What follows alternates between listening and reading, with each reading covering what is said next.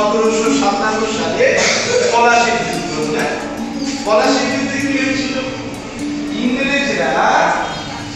ইংরেজরা যখন আমাদের এই বাংলায় কলকাতায় দুর্গ তৈরি করে তারা দখল করার চেষ্টা করছে, আর সেই চেষ্টার সময় তাদের বিরুদ্ধে তখন মুর্শিদাবাদে নবাব ছিল সিরাজউদ্দৌলা। সেই সিরাজউদ্দৌলার সঙ্গে সেই যুদ্ধে সিরাজউদ্দৌলা হেরে গেল। সেটা হচ্ছে 1757 সাল। তারপরে হলো কি, তারা মির্জাফরের সিংহাসনে বসানো, কিন্তু মির্জাফর শুরুতে নিল না। কদিন পরে তারা মীর কাসিমকে আবার বসালো। আর মীর কাসিম তো শুরুতেই বুঝতে পারছিল যে ইংরেজরা শুধু আমাদের কাছে কি করে টাকা পাবে সেই ধান্দায় আছে। তিনি সমস্যায় করলেন কি, মুর্শিদাবাদ থেকে তার রাজধানী নিয়ে চলে গেলেন দিল্লি। আর ইংরেজদের শত্রু ছিল ফরাসি। তিনি বললেন কি, ফরাসিদের সঙ্গে বন্ধু। ইংরেজরা মাথা ব্যথা চোখে বুঝতে পারলো যে বেটা ফরাসিদের সঙ্গে বন্ধুত্ব করলে কোনো ভালো না। তখন ইংরেজরা বলতে যত করতে হবে। তো মীর কাসিম তখন বুঝে ফেলে দিয়েছেন যে ইংরেজ আমার আক্রমণ করছে। সে তখন যারা যারা ইংরেজদের বিরুদ্ধে, ইংরেজদের পক্ষে লোক, তাদেরকে বন্দী করতে শুরু।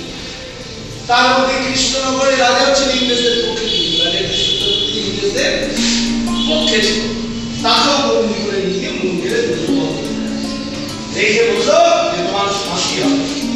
তাদের পিছনে তো ফাঁসি দিল, তার ফাঁসি হয়ে গেল। ইতিমধ্যে হলো কি, ইংরেজরা মুন্ডের আক্রমণ। আর সেই মুন্ডের আক্রমণ, সেই আক্রমণের ফলে মীর কাসিম হেরে গেল। হেরে গিয়ে তখন তার পলায়ন হলো। আর তখন সেই সুযোগে এইটা ইতিহাসে বলা হয় বক্সারের যুদ্ধ। বলেছো না, ইতিহাসে বক্সারের যুদ্ধ। সেই বক্সারের যুদ্ধের সময় রাজা বন্দী হলে কৃষ্ণগড়ের লোকের মনে করবে কি রকম রাজা, বন্দী করে নিয়ে যায়, মনে হবে না? কি রকম রাজা শক্তি নিয়ে রাজকে দিয়েছে, বন্দী করে নিয়ে মনে হবে। তখন রাজা একটা চাল চাল, তিনি ফিরে এসে বললেন, আমাকে বন্দী করে রাখতে কি তিনি আমাকে মুক্তি দিয়েছে, তিনি আমাকে স্বপ্নে দেখা দিয়েছে। এইরকম একটা দিন আমি পুজো করতে পারলাম না, তাই দেবী আমাকে বলে এবার তিনি কি দেখা দিয়েছে পণ্ডিতদের লেগে বললেন। রাজার পণ্ডিত রাজার কথা শুনে ঘুরে বলল, তাহলে মহারাজ আপনি যা বলছেন সে যথার্থ ঘটনা সবাই আসুন। রাজা চালু করে কৃষ্ণনগরের সমুদ্র জগদ্ধাত্রী পুজো। রাজবাড়ি জগদ্ধাত্রী জানতো লোক, সেই পুরোটাকে নিয়ে গিয়ে মালপাড়ায় মালরা তারা পুজো শুরু। এবং সেই মালপাড়া ঠাকুর জলেশ্বরী বলে চিনি। কৃষ্ণনগরে কিন্তু প্রথম বারোয়ারি পুজো অন্য পাড়া নয়, মালপাড়া। তোমরা মালপাড়ায় গিয়েছ? বিনোদিনীর নাম নিশ্চয়ই তোমরা শুনেছ।